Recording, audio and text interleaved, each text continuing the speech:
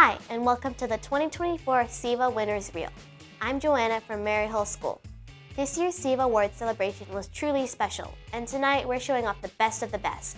So grab some popcorn and settle in to watch the SEVA Award-winning videos from the 2024 Student Educational Video Awards. First up, the Creative Expression SEVA winners.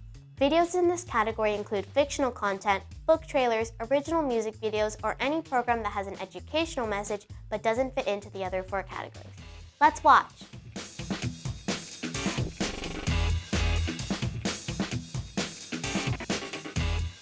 Home Alone Chrome.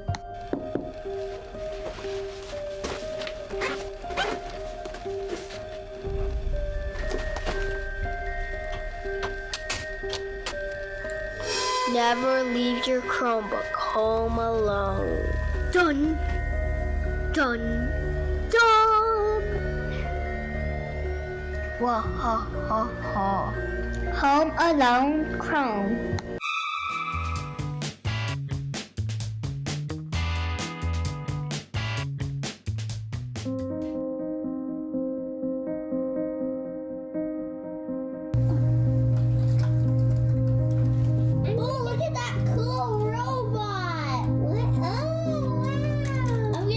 Some boba. Hello. Hi. Give me all the boba. Hey girls, it's time to get ready for ballet. Okay. Oh no! I'm so not in a good place. Someone, please help me. Oh no! I think I hear footsteps. I hope they see me before they step on me.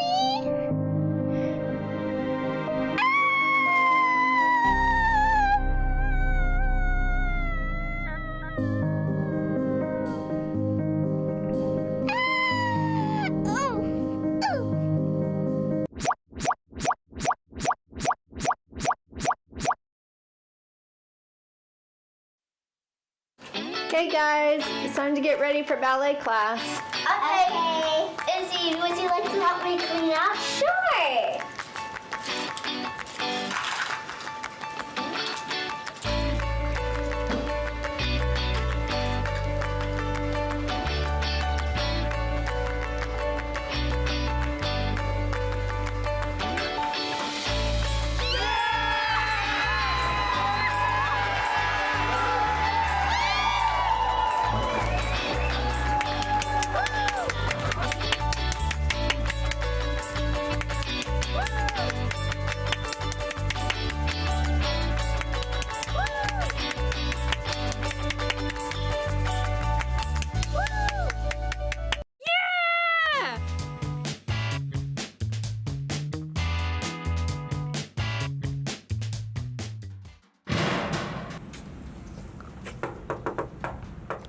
Come in. Hey, detective. What's to say you take my case? My seat is missing and it's very dear to me. I don't know what I'd do without it. What's in it for me, shortcakes? How about an award-winning title in your next video? Well, you should have started with that. When did you see it last? Well, it all started when I brought my prized possession with me to class, but once the bell rang, I had to bolt to science. We had an exam. Well, did you try the lost and found? Yes, but this was left on top of the pile. What a shame there's no award to show your fame from Anonymous. You got a real case of Anonymous here, but this one wants you to do your homework. So, should we finish the homework? Where are you going? Sorry, I had to get comfortable. This is gonna be a long day. I say we leave a decoy, and that's when we strike. Sounds like a plan.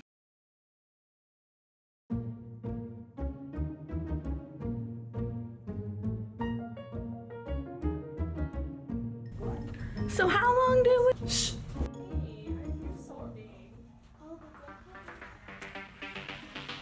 Stop! Good, sir.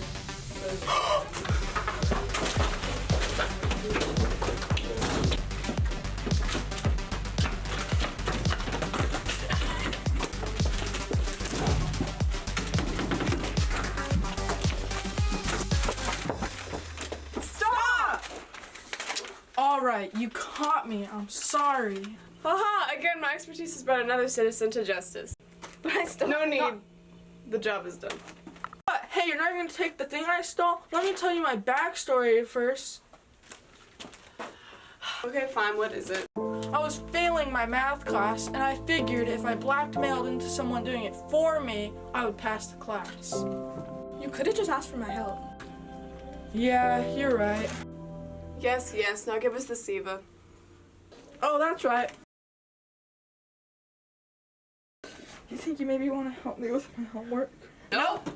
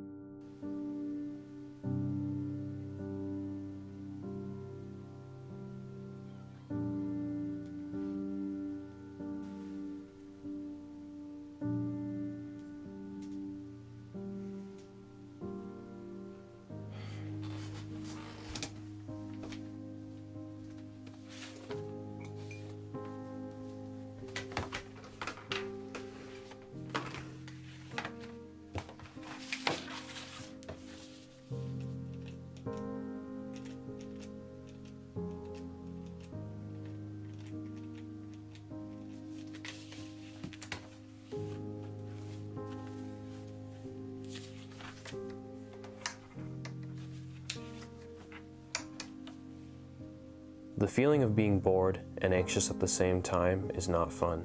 Over the past few days, my anxiety has demotivated me from doing anything in my day-to-day life that feels meaningful. I constantly have so many overwhelming thoughts running through my head all at once. I have homework to do. I'm extremely behind on my driving lessons and need to practice driving, but I don't know when I'm going to be able to do that. I haven't been sleeping well at night. I try to do activities to block these thoughts out, but sometimes it only makes things worse.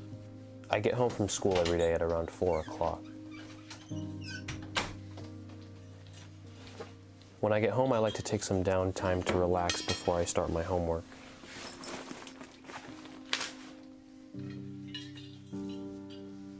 I'll eat a snack while watching YouTube. When I'm done eating, I still find myself sucked into YouTube. I tell myself I'm only going to watch a couple more videos.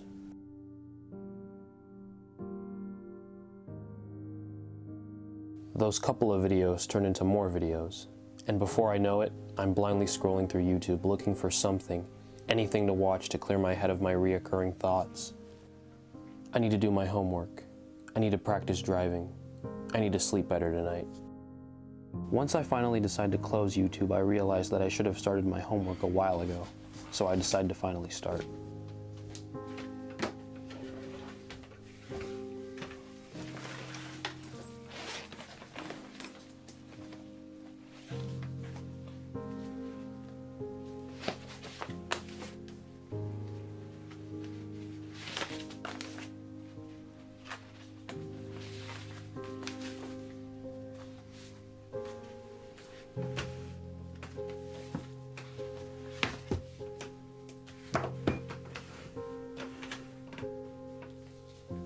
Usually to help myself focus, I like to listen to music.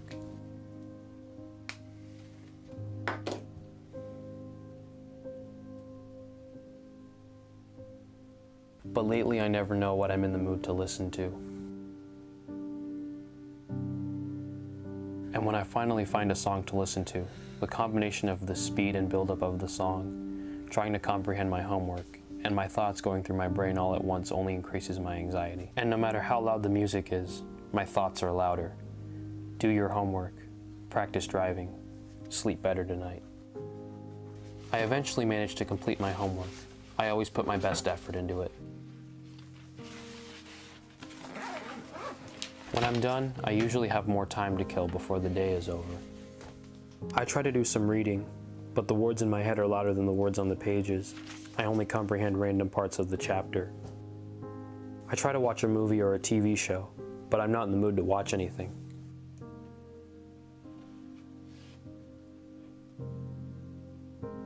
Of course, I find myself going back to blindly scrolling through YouTube. The next thing I know, it's dinner time.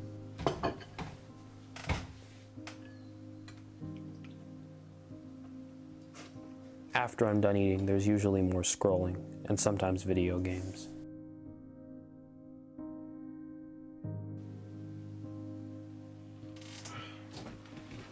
Then I get ready for bed, but of course I don't go to sleep yet. Not even close. It's only 10:30. I like to do a late night workout. It doesn't necessarily clear my head, but it makes me feel healthy, which makes me feel happy.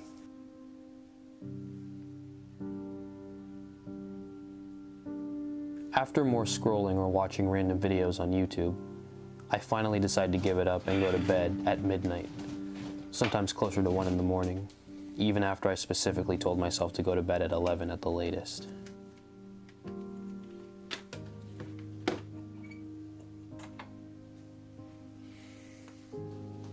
I try to encourage myself. I remind myself that tomorrow is another day. Tomorrow I'll work on not wasting as much time and reduce my time on my phone. But the next day, it all happens again. I feel ashamed of myself and how I'm spending my time. My family has worked harder than anyone can imagine to ensure that I'm able to live. And here I am letting my lifetime go to waste, letting myself be held back by these chains of boredom and anxiety. So what am I going to do about this? I don't exactly know. But I do know something after writing all of this down. At the end of the day, no matter how long I scroll, no matter how many pages I flip, no matter how long I look for a movie to watch, and no matter how long I exercise for, it's not going to make my thoughts go away. I still have homework to do. I still have to practice driving, and I still need to get better sleep. These thoughts cause stress, absolutely, but they're not going to go away just because I ignore them. I have to face them. Plus, I know I'm not the only one facing anxiety and stressful thoughts. Heck, some of the strongest people I've ever known have anxiety all of the time.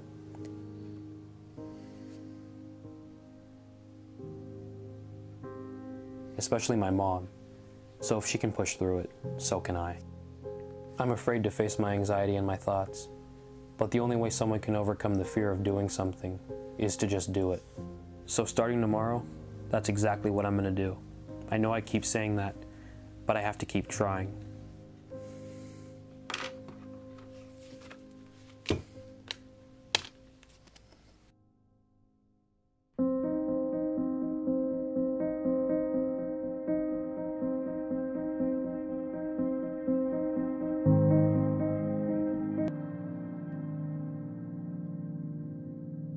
Congratulations to the 2024 SEVA Creative Expression videos.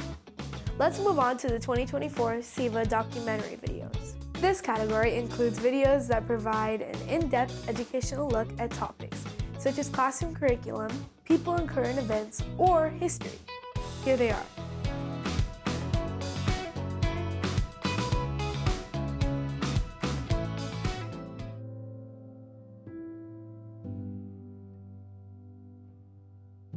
Hi everyone! Today I want to share with you why food nutrition is very important for your immune system and your health. Did you know that healthy eating habits prevent a kid's chance of developing health problems? That's why parents tell kids to eat their fruits and vegetables. A healthy diet includes foods from all 5 food groups, which are fruits, vegetables, grains, proteins, and dairy. It is also important to notice foods that are high in sugar, saturated fat, or salt because they aren't necessary for a healthy diet and should be limited. Now that we know a little bit about nutrition, let's go visit the school kitchen to learn more. Did you know that school nutrition is important for kids?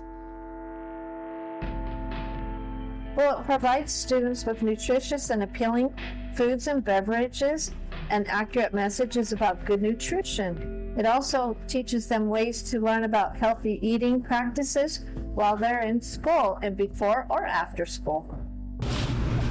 People think school food programs improve child dietary qualities? I think so. Improving nutrition quality for students has a positive impact on the children's health and their academic performance. Their minds and body will have the fuel that they need to perform in school. And a lot of children, they eat 2 meals here a day. So if we provide them with lots of fruits and vegetables here, they're going to get a lot of the nutrients that they need throughout the day. Different ways to provide a healthy nutrition environment are serving healthy choices of meals, limiting availability of sugary drinks, and providing lots of water that you want to drink. And our goal is to make healthy choices easy to attain. People who work in food nutrition services serve healthy food at schools. Well, it gives children the fuel that their bodies need to grow and learn and maintain healthy weight. It also builds self-esteem and confidence in children, and they can feel makes them feel good when they take pride in their work and perform at their best. Well, nutritional services not only feed the children, but they also provide education for what healthy eating habits look like. This can help children form lifelong healthy eating habits, and early education can provide the tools for what kids need to be healthy, stay well, and do well in school. Learning about nutrition has been fun. Maybe this video changed the way you thought about nutrition. Well, goodbye for now.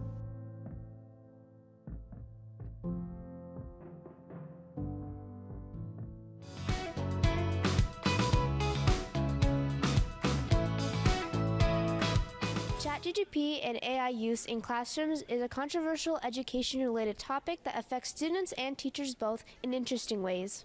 About 3 million teenagers in the United States use ChatGPT for schoolwork, according to the Pew Research Center. It's evident that this is a method to cheat on homework and essays, which 57% of teens see as unacceptable. ChatGPT is banned in a handful of districts throughout the United States, though most teachers haven't received official guidelines on what to do about it. Seeing the potential beneficial uses, 66% of teachers believe it shouldn't be banned in schools. Exhausted teachers have been using ChatGPT to write emails for parents, generate math problems for class, form lesson plans, etc. There are also numerous benefits for students using ChatGPT. This software can offer quick information, which can aid a student in the field they're studying. And in addition, professors argue that ChatGPT encourages students to ask better questions before defending them. The evidence overwhelmingly supports the idea that AI should be used as a learning tool instead of completely banned. For classes where AI is a setback, ChatGPT has released a new feature that allows teachers to see if a work was generated by the platform, and online programs can block websites anyways. As a society, things are always changing and progressing, and this includes schooling and teaching methods. Embracing this change means utilizing ChatGPT to outweigh the drawbacks. This is Sora signing off for SECTv.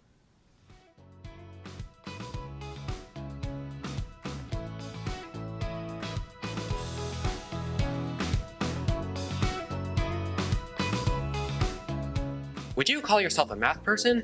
If you're like most people, you would say no. After all, it's pretty common knowledge that math just isn't something a lot of people are good at. Given that and the popular belief that math is inherently a tough subject, it seems that not many can even call themselves math people. Well, I'm here to tell you that the idea of the math person as you know it is simply not true. With the right work, anyone can succeed in math. But if that's the case, then why do so many people struggle in math?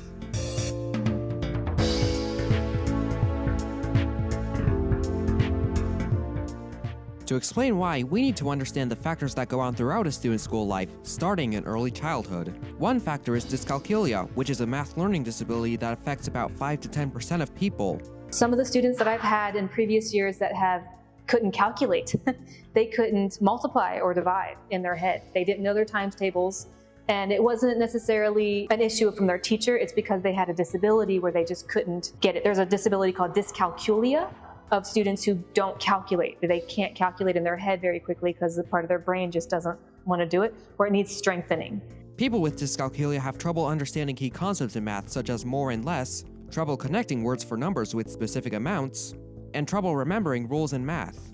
One cause of dyscalculia is genetics. There isn't a single gene behind dyscalculia, but there are many genes that play a small part. Those genes tend to impact reading skills as well, so it's common for someone to have both dyscalculia and dyslexia, which is a disability that makes reading and spelling more difficult. While dyscalculia is important to consider, it only affects about 5 to 10% of people, which means that for most of us, we can't exactly link our math skills with a condition like dyscalculia. An article by Big Think makes an interesting point on this. It quotes a book from developmental psychologist Steven Pinker in How the Mind Works, stating that, on evolutionary grounds, it would be surprising if children were mentally equipped for school mathematics. These tools were invented recently in history and only in a few cultures, too late and too local to stamp the human genome. He goes on to argue that although we have certain mathematical intuitions, such as how toddlers can compare the number of dots in pictures, these intuitions are not the same as the highly formal rule systems we start learning in elementary school. In other words, while there are some intuitions that are important in math, they're only part of the story here, because the actual formal rules in math are something that has to be taught, not something people are born good at. What's more relevant is the amount and quality of the practice students receive.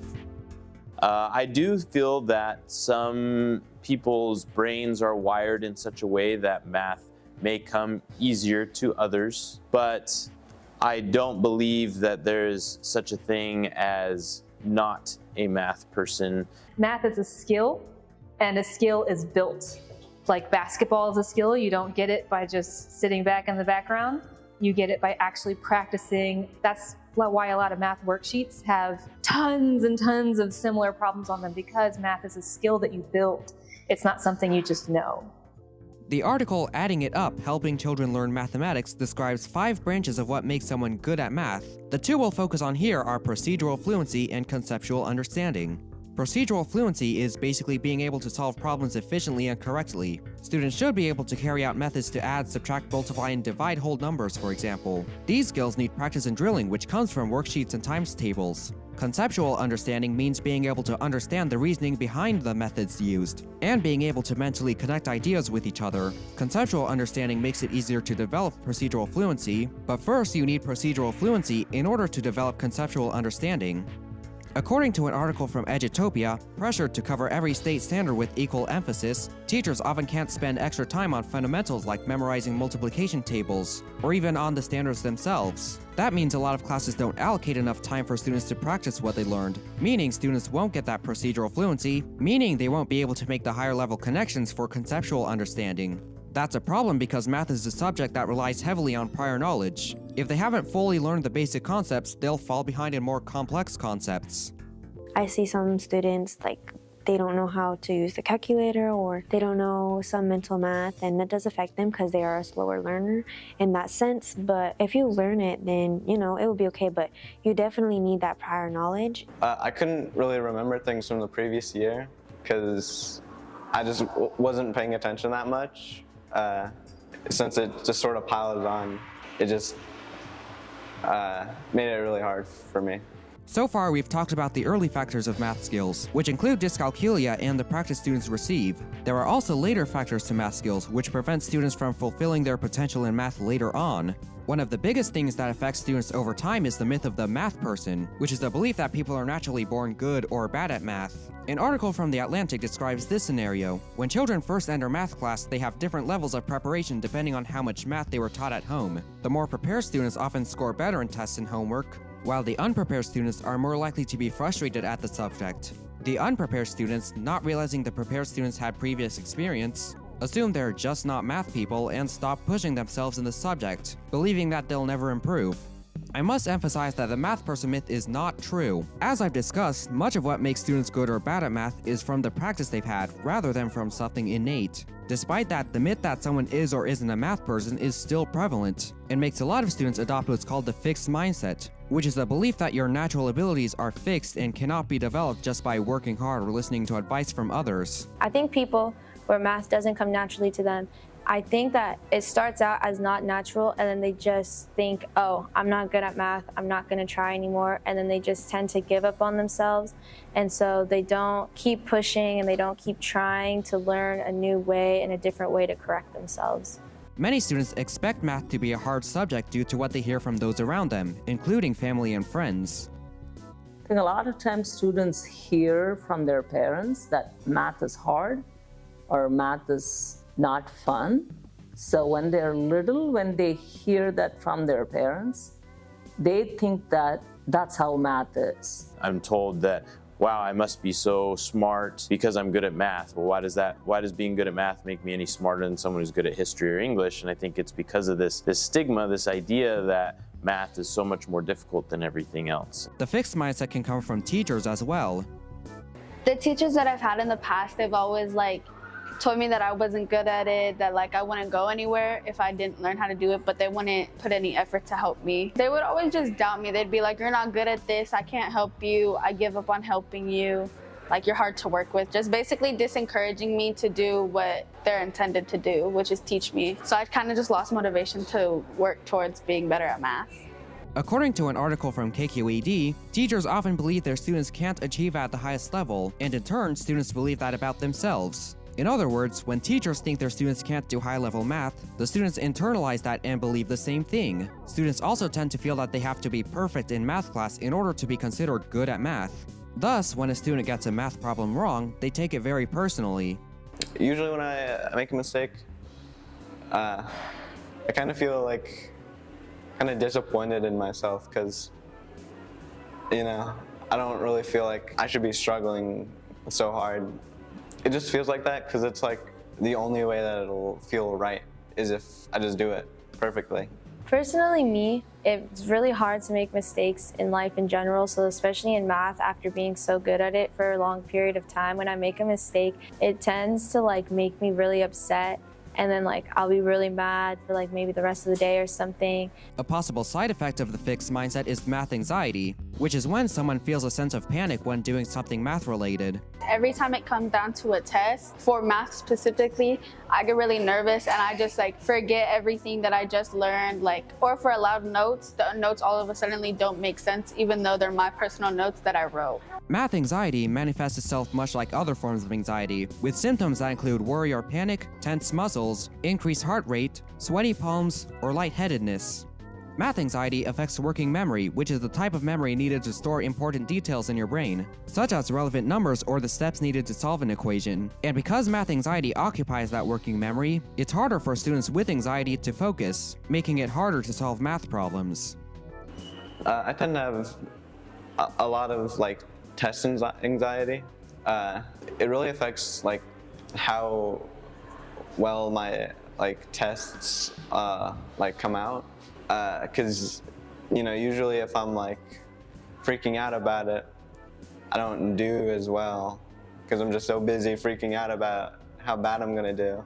Now we have the early factors and the later factors. Let's summarize what we've covered so far. In early childhood, poor math skills can come from dyscalculia, a disability that inhibits the brain's ability to do math. But not everybody who's bad at math necessarily has a disability. For most people, math skill comes down to the amount and quality of practice they received.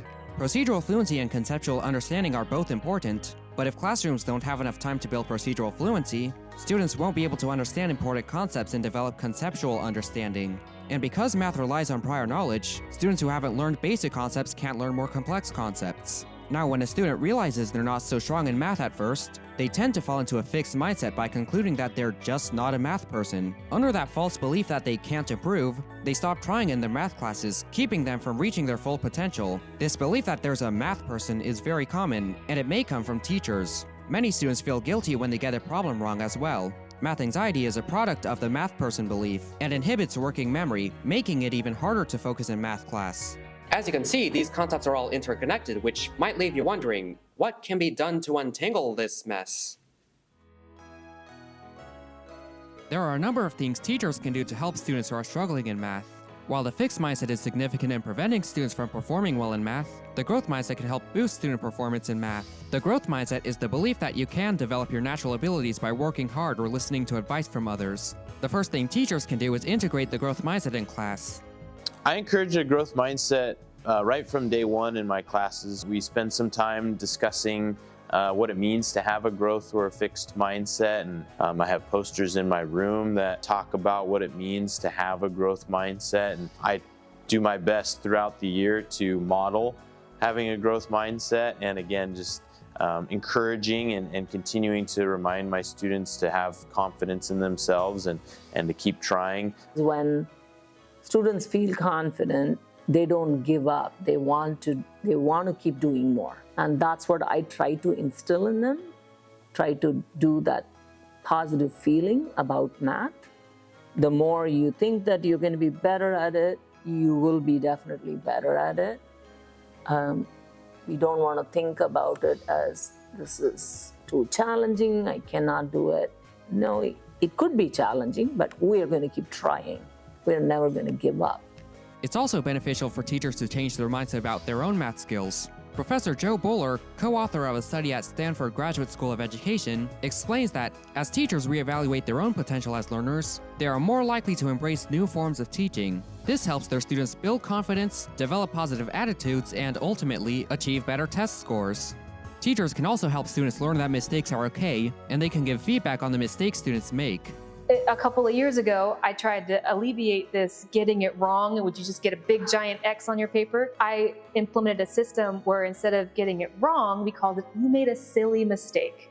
And a silly mistake would be the tiniest error maybe at the end of their calculations where they forgot the negative was there, or they forgot that negative divided by negative makes a positive. That's another common error that students encounter in math. And that did wonders for my students because they were like, oh, I didn't get it wrong. I just made a silly mistake.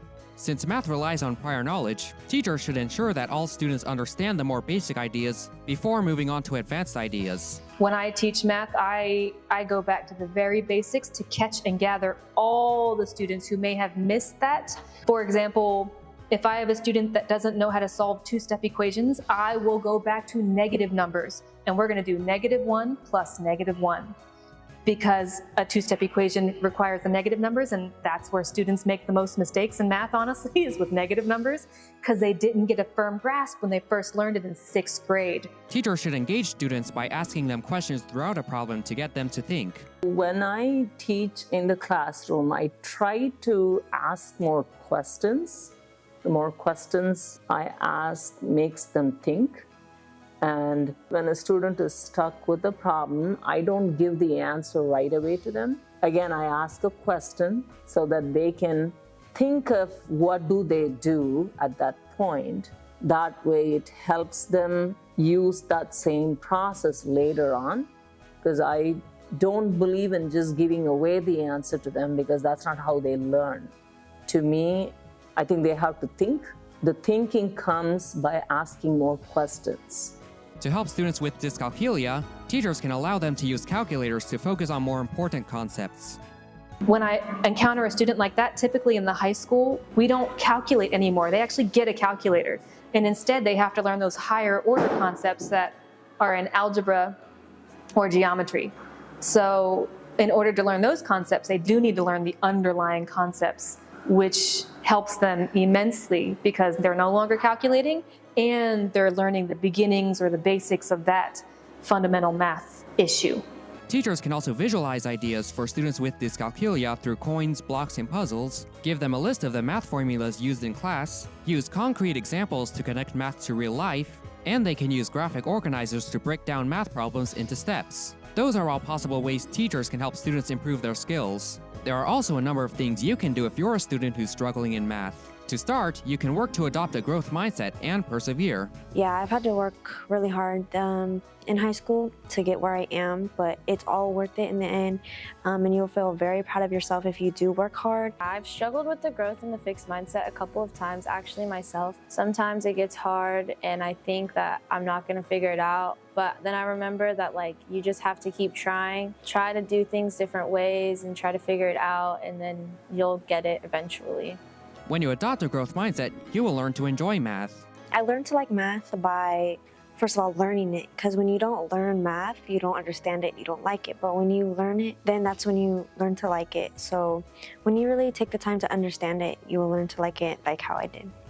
Along with that, it's important to remember that mistakes are part of the learning process. I'm mostly just like, oh, it's a mistake and move on, because during math, like, you're gonna make a mistake, so you might as well just like get over it. When I was younger, I'd always be hard on myself if I forgot something, but then as you grow older, you're just like, oh, it's gonna be a mistake. Like, it's life, you're gonna mess up. As a memory strategy, you can teach others the concepts you're learning in class. Definitely. I think that teaching others as I was learning definitely helped me because A lot of the times, if I didn't understand something, I would have to re-explain it, and then it made more sense in my head. So while I was teaching others, it would like make more sense in my head as we moved along. If you have math anxiety, you can find ways to cope in order to help you focus more. For my IEP, I mostly get pulled into another room so a teacher can sit there and help me. Being able to like listen to music during the test would also help me like concentrate more because I wasn't worried about what was going on around me. It's more just however you need to, because for me personally, I just need to like stop doing what I'm doing and go do something else to take my mind off of it, and then come back when I'm calm and when I'm collected so that I can re-look at the problem with a fresh mind and be like, okay, I know what I'm doing, just do it again, and then do the problem fresh on a fresh piece of paper with nothing around you and just figure it out over again. Finally, if you're stuck on a problem, attending one-on-one tutoring is beneficial. I think tutoring is pretty helpful. It's just like extra time for me to like figure out certain concepts and like really get it down. Tutoring does help you, especially in class. The teacher can't always just be at your desk, you know, they have to help others. So that's why tutoring is good if you take the responsibility out of your time to learn, so it just all helps you at the end, so yeah. Overall, if you're struggling with math, you should remember the growth mindset and persevere. Remember that it's okay to make mistakes, teach others in order to reinforce what you're learning, find ways to cope with math anxiety, and attend one-on-one tutoring. While teachers are there to help you learn, it is ultimately up to you to put in the effort. Remember that no one is born a math person, everyone can improve their math skills if they work at it, and when you've improved, you will enjoy math. You can do this.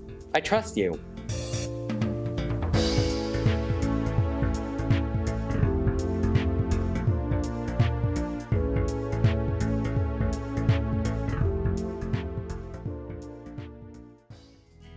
Congratulations to the documentary honorees. Next, we have 2024 SEVA Award honorees in school news. This category is all about student news stories and broadcasts.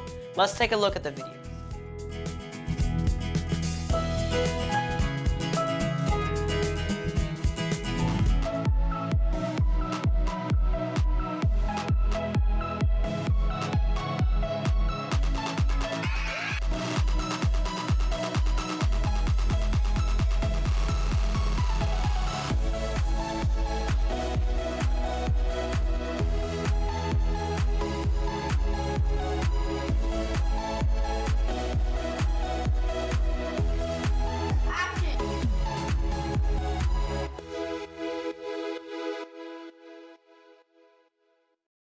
Welcome to the Mini Mustang episode.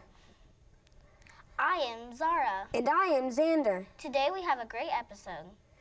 First graders share about their first field trip to the library.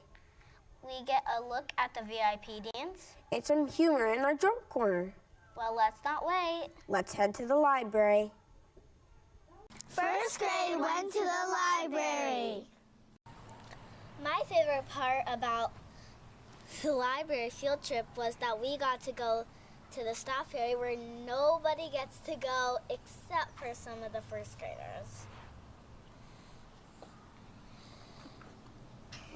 My favorite part was when we got library cards.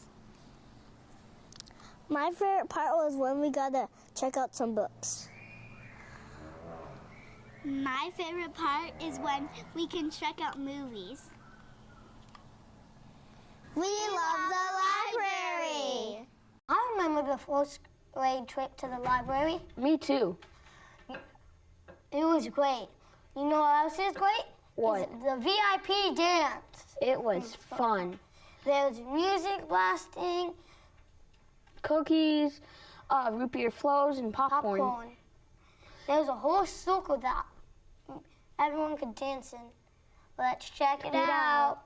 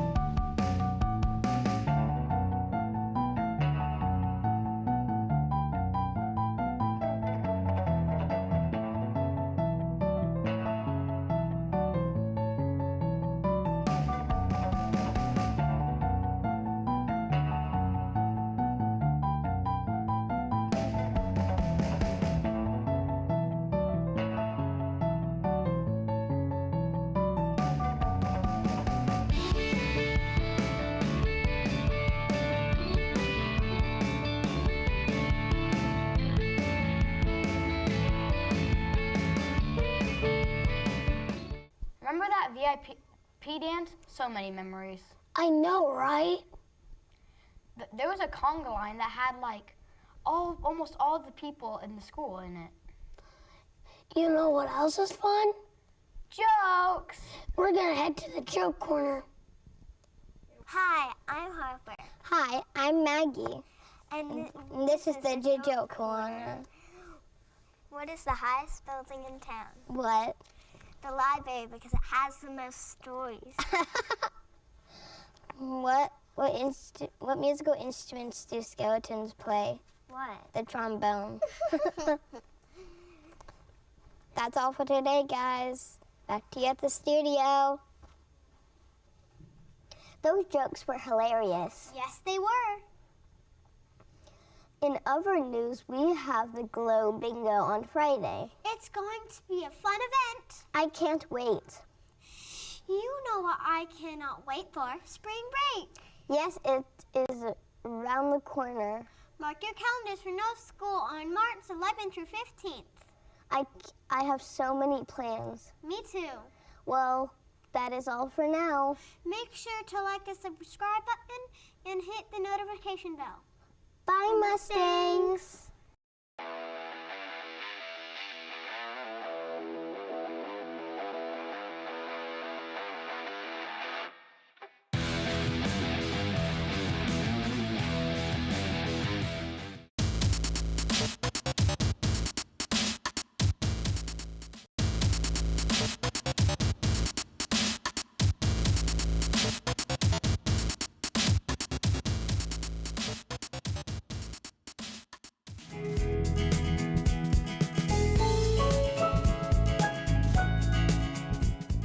Coming up on this episode of MTV News, we explore Quiet Campus, student preferences, and check out what the DPM choir has been up to over the holidays.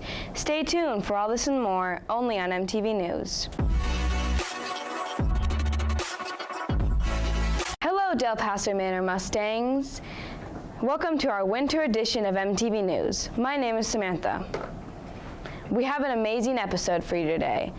First up, we asked a few teachers what they do outside of the school day. Let's check in with our news reporter, Alden, to learn more. Most kids don't think of what their teachers do outside of school. Today, we're going to be exploring what teachers do outside of the school day. But there's a twist. We asked the teachers to put a bag over their head, and we disguise their voice. Can you figure out which teacher is which? I like to read and work out, and on the weekends I like to be outdoors, go hiking, fishing, things like that. Well, outside of school, I like to read for pleasure. I like to practice kickboxing and taekwondo, and I like to get out in nature and go hiking and kayaking. One of my favorite hobbies is traveling. I want to see the world. I really love to go camping and hiking, and one of my other hobbies is skiing in the wintertime. We will share which teacher is which at the end of the broadcast. Identifying our teachers is definitely a challenge. I can't wait until the end of our news report to see if my guesses are correct. Until then, let's explore how our DPM choir honored the holiday season last month. MTV News attended the Winter Choir concert. It's so exciting to see you all here to enjoy your very talented students. The choir did a good job of bringing holiday cheer for everyone that attended. The news crew had an opportunity to interview a few students after their performance to reflect on the evening. My favorite song that we performed is probably You're a Mean One, Mr. Grinch, because I like showing a bunch of attitude and I find it really fun to like scream at him. You're a mean one, Mr. Grinch. One of my favorite ones is Let It Snow, because I just thought it was a really beautiful song and I really like singing it. Favorite song is Let It Snow because it has a nice feeling and it's very mellow and gentle.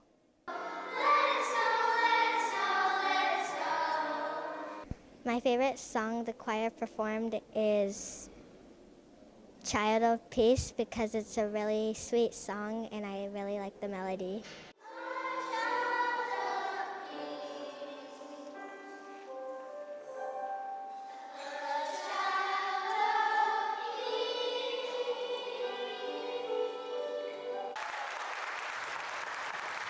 It's clear the event was a huge success.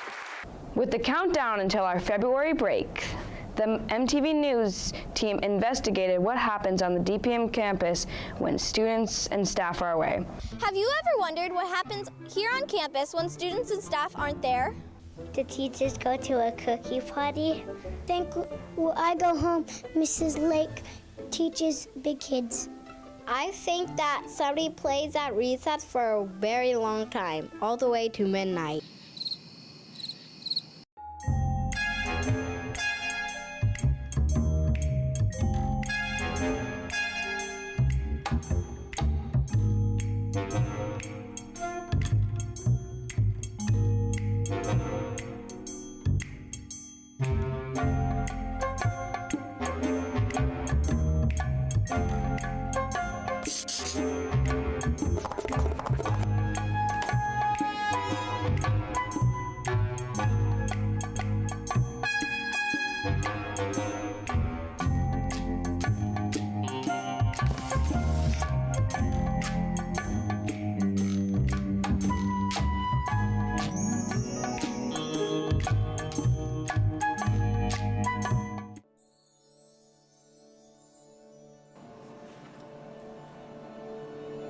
That was an odd dream.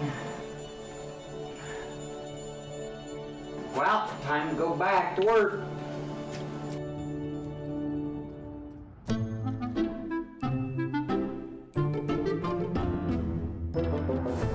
Cats vs. Dogs, Starbucks vs. Dutch Bros.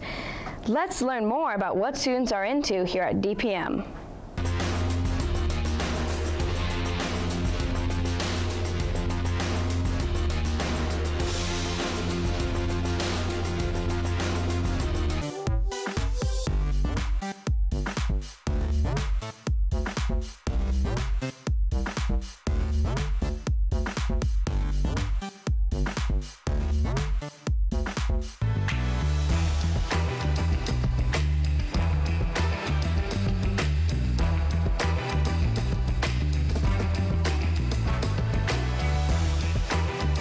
I agree with the last student. I prefer Dutch Bros as well. Let's check out the results of our mystery teachers.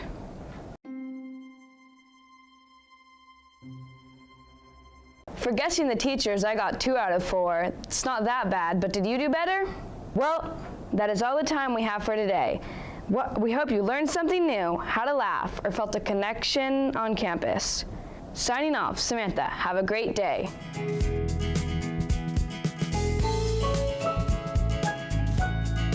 We have a nurse, but do you know how to get to her and how she helps? Well, in this section, we'll be talking about exactly that. The nurse is located in the office. You can visit the nurse whenever you're feeling sick. If you're in class, get a pass from your teacher, and if it's during lunch, you can just come to the office and see the nurse. Students can come to the health office when they're feeling sick or they have an injury. Just make sure that they check in with the teacher first and have a pass when they come to the office. We have 2 nurses. Ms. Holford, available on Monday, Wednesday, and Friday, 8:30 to 3:45, and Ms. Blanken-Beckler, our LVN nurse, here every day. When a student comes to the health office, we can help clean a wound, give ice for an injury, or administer medication if they need it. We also always allow students to call home if they need to. If you ever need an EpiPen, you can also see the nurse. You might have an allergic reaction if you have swelling, rashes, or hives, and even vomiting. So we have EpiPens here for both people who know they have an allergic reaction to something and people who don't know they have an allergic reaction. We have a backup emergency EpiPen for those situations.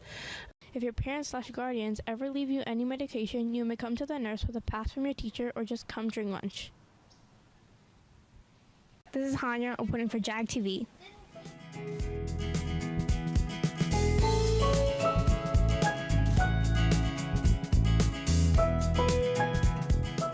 Good evening, good morning, and welcome to the Jenny Falcon Show.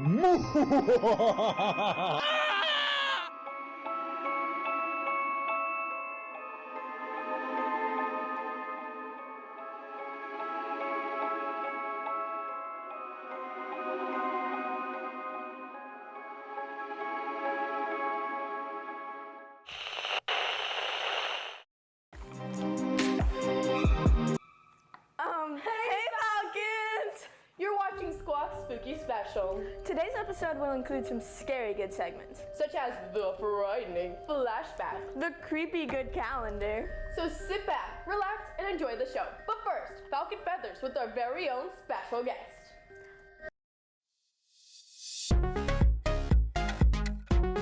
Hey Falcons, I'm Miss McNeil and I'm here with Miss Campbell. Wait, you're not Miss Campbell. Who are you? I'm Weird Barbie, and how about you? I am Unicorn Power Suit Barbie. We look fantastic. Right, we do. All right, are you ready to pull some Falcon feathers? I am super excited. Falcons, if you get drawn for a Falcon Feather today, be sure to come to MC9 after advocacy. You know, I went to watch Barbie in the theater. It was so great. So great. But the lines were pretty long. How were the lines for you? So long. It was the biggest barbecue I've ever been to. That is so good. That's a good one, Miss Campbell. Oh, this is good. Well, your outfit looks great. This whole thing, I made it myself with the help of a few yearbook students. Yes, it looks fantastic. Okay, let's pull some Falcon feathers. Right on. All right, here we go.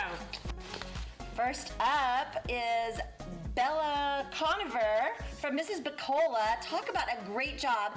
It's all four things: respectful, responsible, safe, and kind. Great job, Bella. Great job. Okay, I'm gonna dig way down here. Let's see. This one is for Lou Hanyu from Mrs. Martinez. Thank you for helping and being kind. Great job.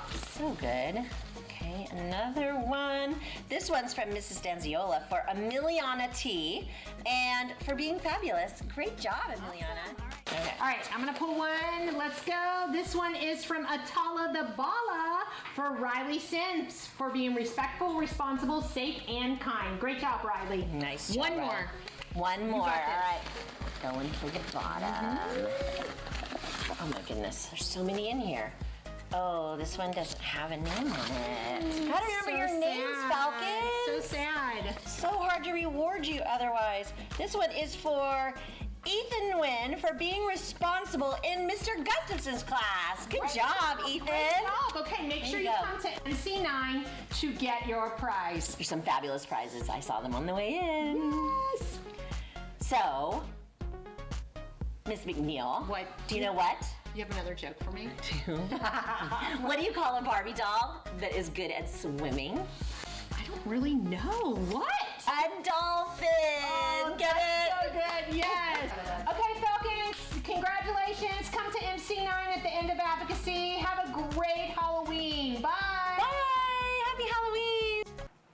That was some spooky good Falcon Feathers, especially Weird Barbie. Yeah, that movie was legendary.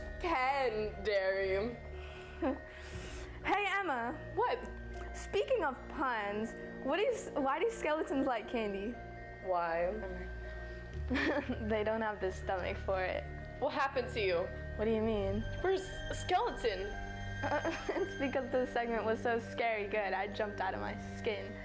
But I think the sugar might be starting to get to you. Sure. Well, anyways, let's get into the frightening flashback, rewind, and the creepy calendar. Hey, Falcons. I'm AJ. And I'm Jasmine. Welcome to the creepy calendar. Don't forget you get your planners out, if you have one, or else. Anywho, let's cut into these terrifyingly cool events. Wait, before we do that, during Digital Citizenship Week, many Falcons took the pledge, and now we get to spin the wheel to find out who wins. Check it out. Wheel of Falcon! Hey Falcons, over 1,052 of you pledged to be safe, respectful, and responsible on your electronic devices, and we promised we would add your names to the Wheel of Falcon. So let's see who wins.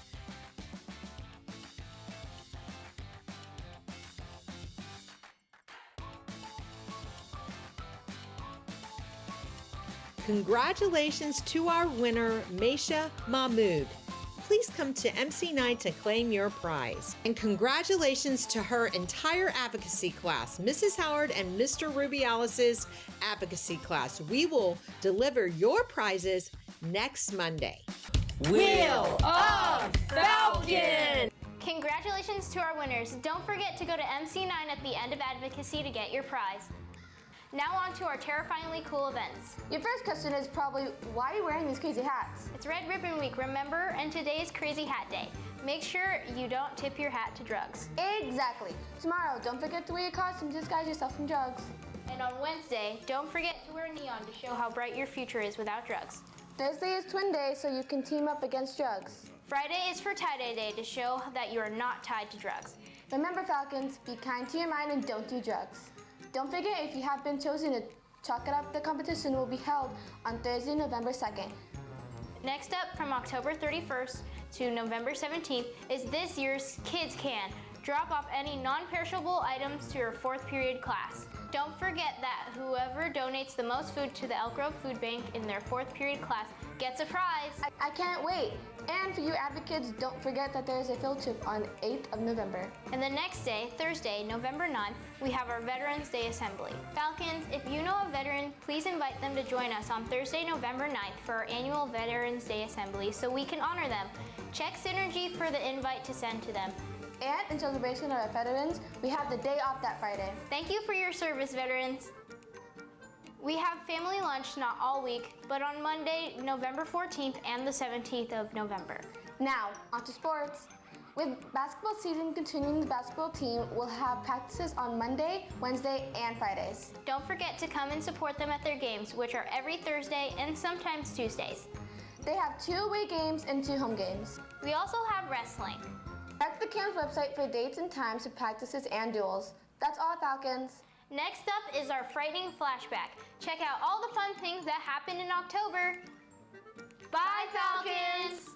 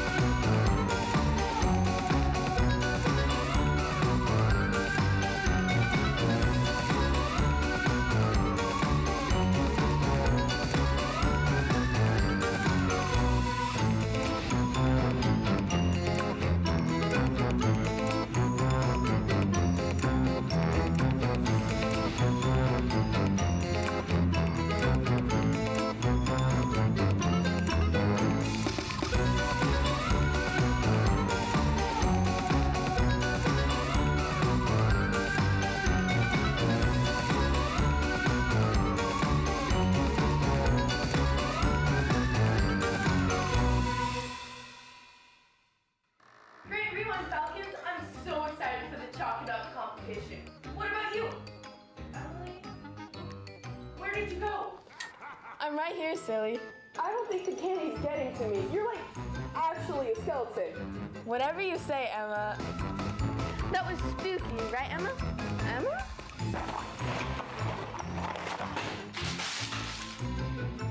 Mwahahaha, happy Halloween, Falcons.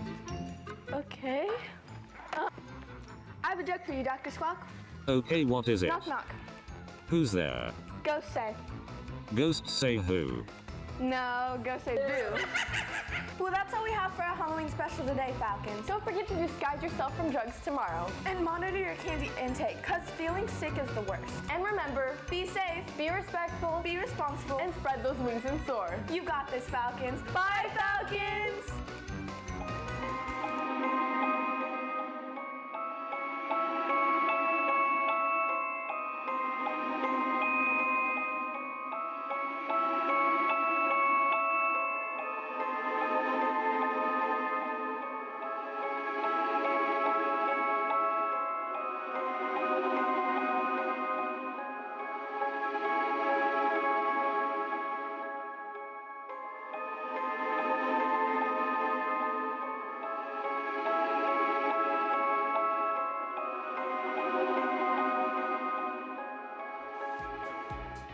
That wraps up the school news winners. Next, we move into the 2024 SEVA Instructional Honorees. Thanks, Seth. I'm Kaden here to share the winning instructional videos. The instructional category recognizes programs that teach about a subject or skill or give how-to advice related to an educational topic. Let's watch and learn.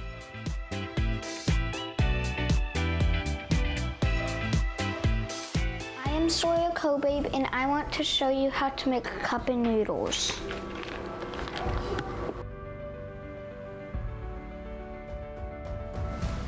Before you do this at home, you should have parent permission or supervision.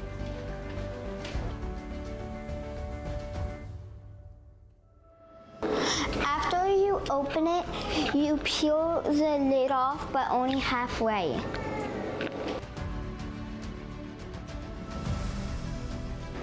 If you really don't like the veggies, you can just throw them in the trash. Next, you need hot water. I use a kettle. You have to fill it up halfway with water.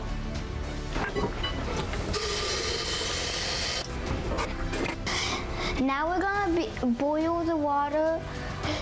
Have supervision by an adult or parent.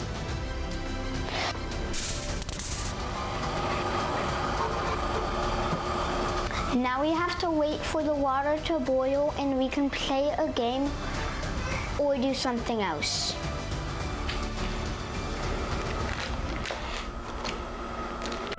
When you see the steam, you can turn off the fire and put it in your cup of noodles bowl. Next, we're gonna open the kettle and pour the hot water into your cup of noodles until the noodles are covered. Be careful, it's hot.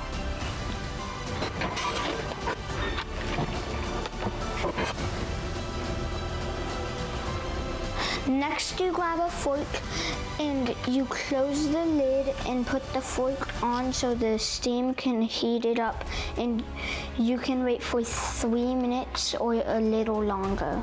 You can put a 3-minute timer to wait.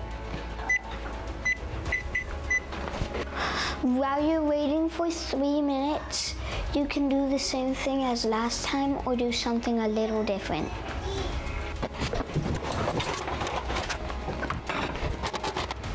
Our timer just went off. Now it's time to enjoy it.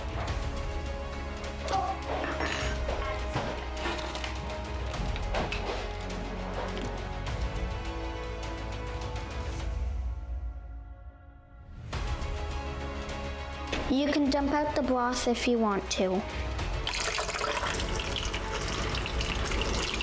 Enjoy.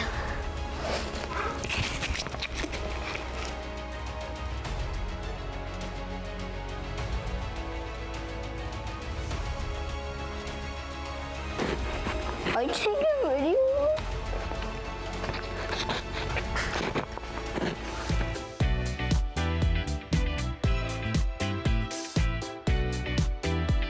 How to make sand dollar crackers. You will need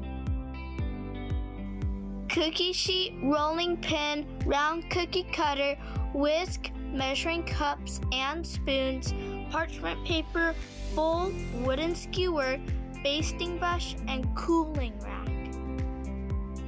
And for your ingredients, flour, half and half, grated Parmesan cheese, salt, paprika, cored butter, and sliced almonds. Step 1. Set temperature to 400 degrees.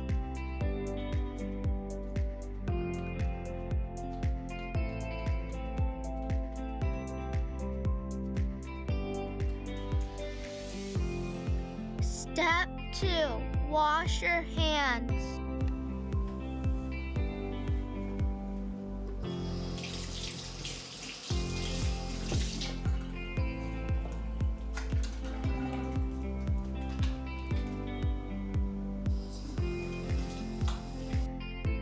Step 3. Mix together the dry ingredients. Add 1 1/4 cups of flour. Then add 1/3 cup of grated Parmesan cheese. Next, add 1/2 teaspoon of paprika and 1/2 teaspoon of salt. Then whisk together. Step 4. Add in the butter. Add 3 tablespoons of cold butter cut into small pea-sized pieces.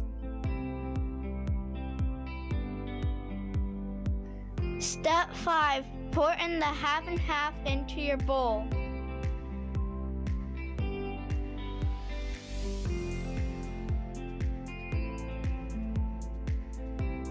Pour in 1/2 cup of half and half.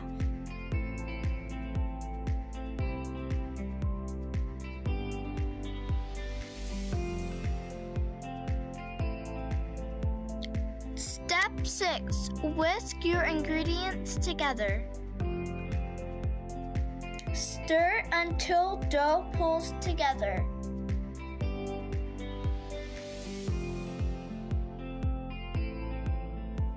Step 7. Lightly flour your area.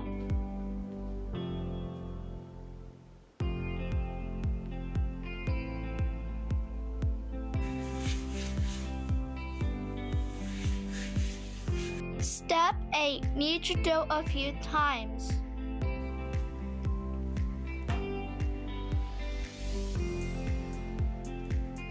Step 9. Roll out your dough.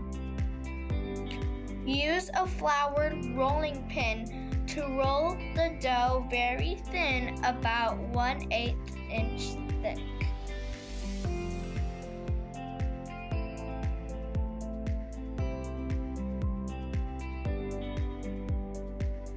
Step 10. Cut your dough into circles. With a round cookie cutter about 2 inches to 2 1/4 inches wide, cut out a bunch of circles from the dough. Step 11. Poke holes in the middle of each circle.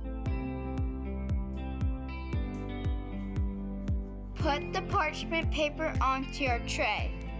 Then use a toothpick or skewer to poke holes in the middle of each circle. This helps keep the cracker flat when it bakes.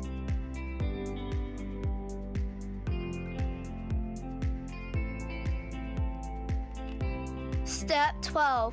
Add 5 almond slices to each circle. Working with 1 cracker at a time, use your brush to spread a tiny bit of water on top.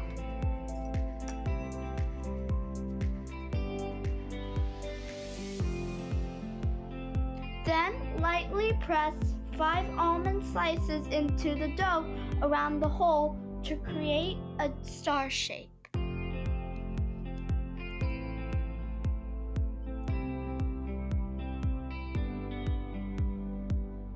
Step 13. Bake for about 6 to 7 minutes.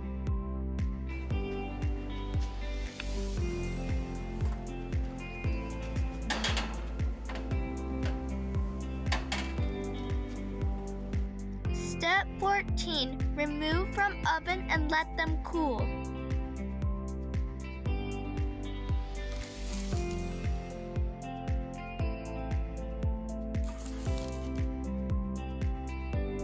Step 15. Enjoy!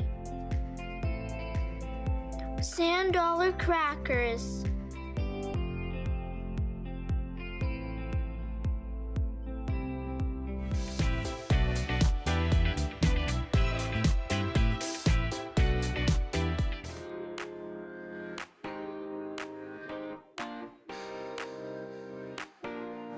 My name is Alyssa Hertz, and today I'm going to show you how to repot your plant in just 7 easy steps. Repotting your plants when needed is important because it helps keep your plants strong and healthy. First, you need to get all of your supplies. You will need gloves. I recommend gloves that are specifically for gardening.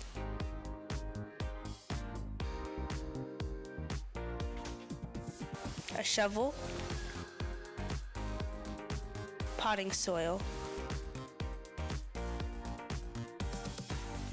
a bigger pot, and a plant. First, get your bigger pot. Take your new pot and fill it with potting soil.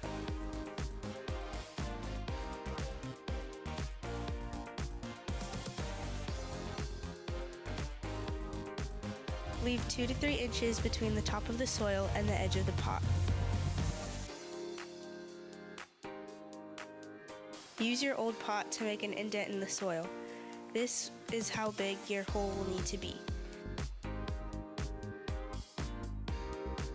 Use the shovel to make a hole in the soil the same size as the indent from the other pot.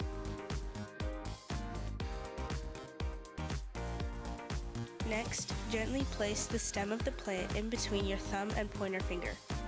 Turn the pot upside down and carefully pull out the plant.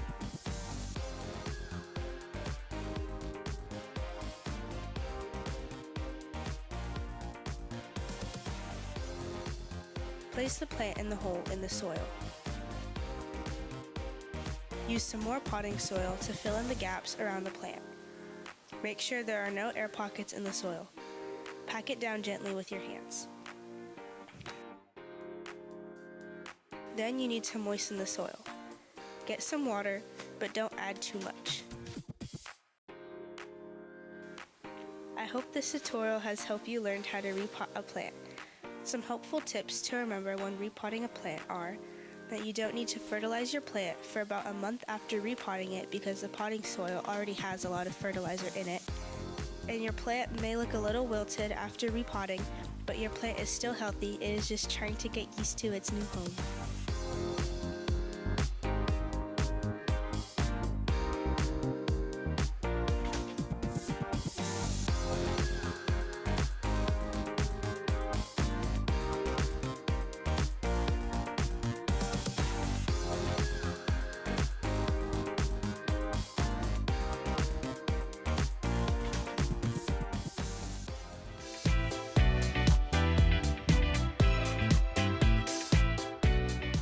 If you would have told me 5 years ago that I'd be a self-published author, I'd call you crazy. But now that that's a reality, I want to show you how I went from this to this. So let's dive right into it.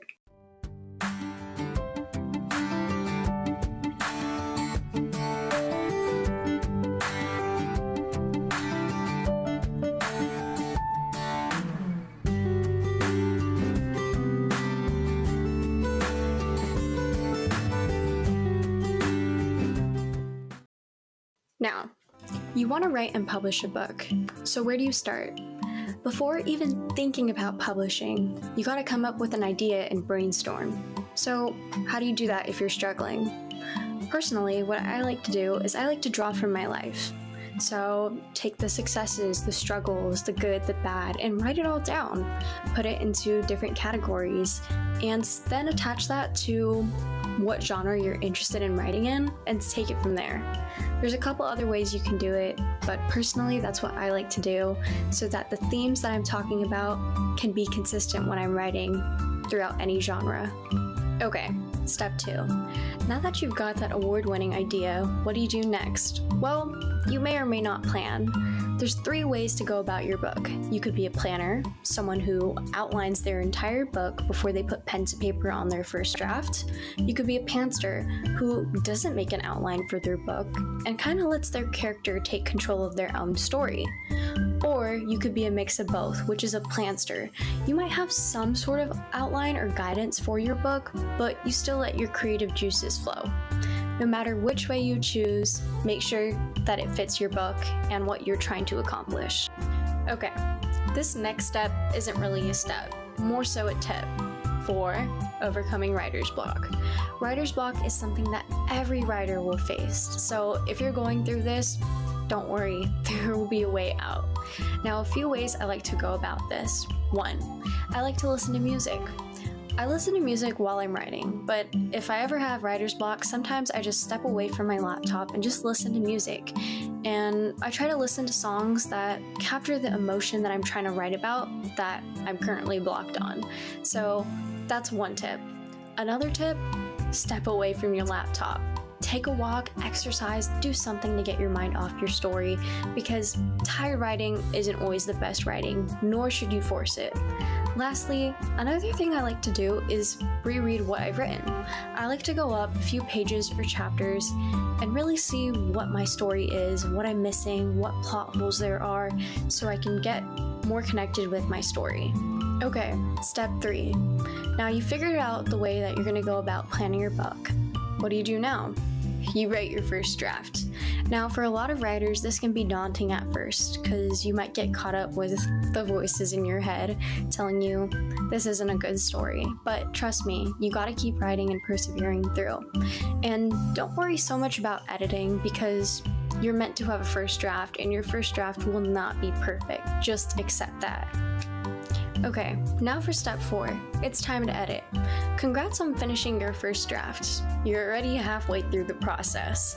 Now, before you run and go buy an editor to do developmental editing, proofreading, or line editing, you need to edit your book yourself. You need to go in, see if the story's flowing the way that you want it to.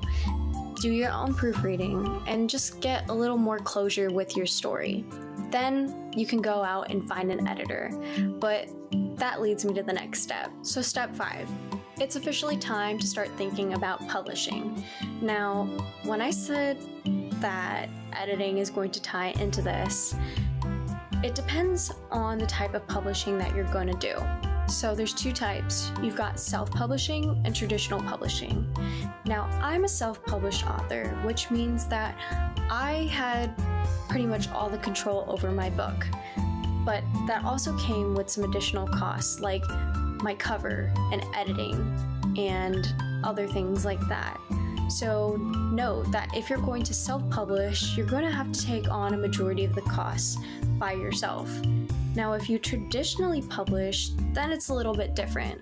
What you have to do is you have to find an agent who's going to help get your manuscript or, your book of what you've written.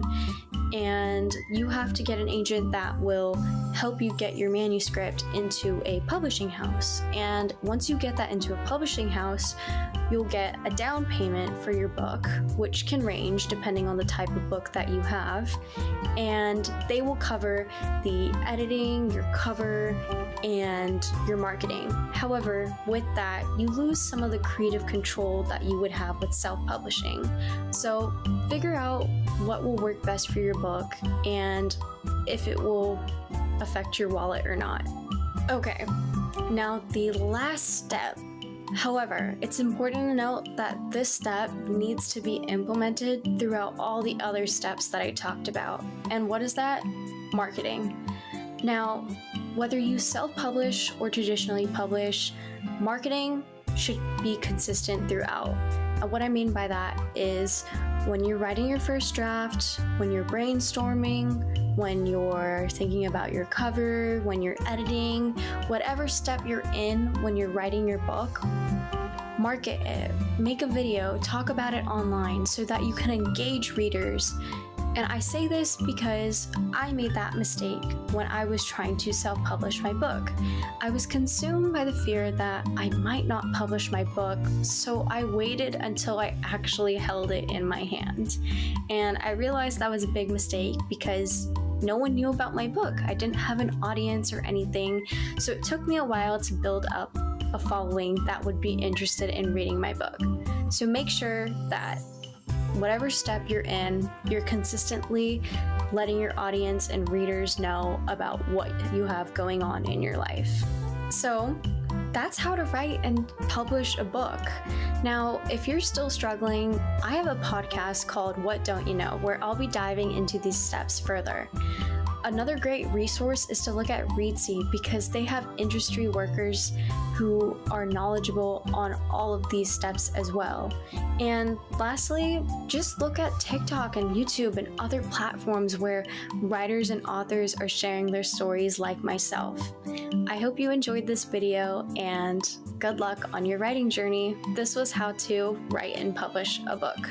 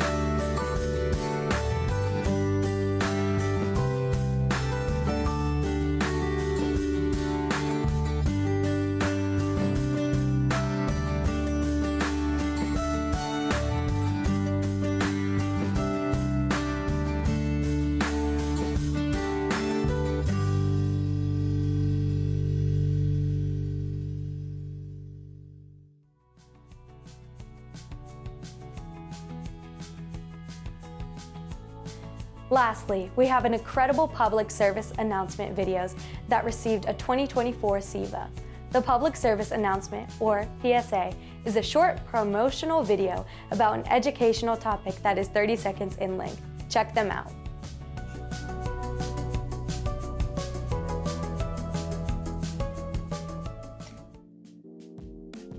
Do not put electronic devices near your head while you sleep. Instead, put them away. Do not leave a hair dryer in the sink. Instead, put it in a dry place.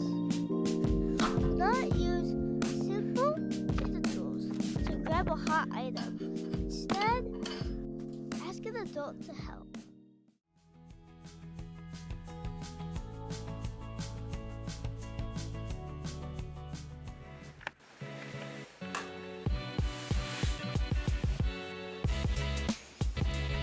Why are you wearing armor? Well, I got the flu shot. When you do get the flu shot, it's harder to get sick. The inside of your body gets stronger, and even if you get the germs, your body fights the disease. But when you don't get the flu shot, you get sick easier. So remember to get the flu shot yearly and take care of your body. For more information, go to chla.org.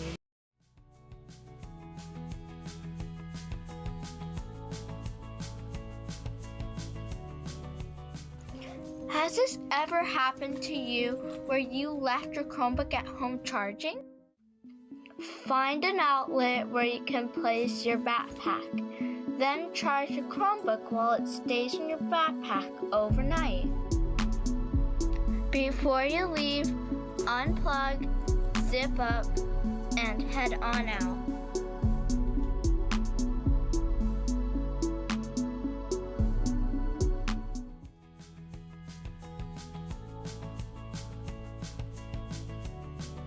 Hey you, this is why you shouldn't vape. Lead, acrolein, arsenic.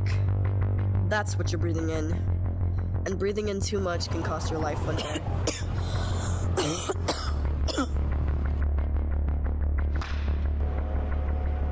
You see that?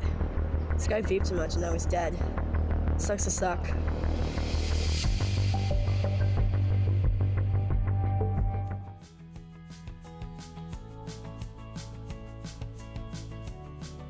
Do you struggle with understanding what's going on in class? Do you need help with your homework? Do you need help studying for tests? Do you need help with planning your college future? Do you want to get better at all of that and more? Join AVID. With over 8,000 schools in this program and 90% of students getting accepted into a four-year college for 40 years, it's proven to work. AVID helps students learn and understand their classes while also being a fun class that builds connection and life skills. Need help? Join AVID. To join, talk to your school counselor. For more information, go to avid.org. That wraps it up. Thanks for watching this year's SEVA Award-winning videos. For more information about the SEVA program, including how to keep involved in SEVA all year long, please visit secctv.org.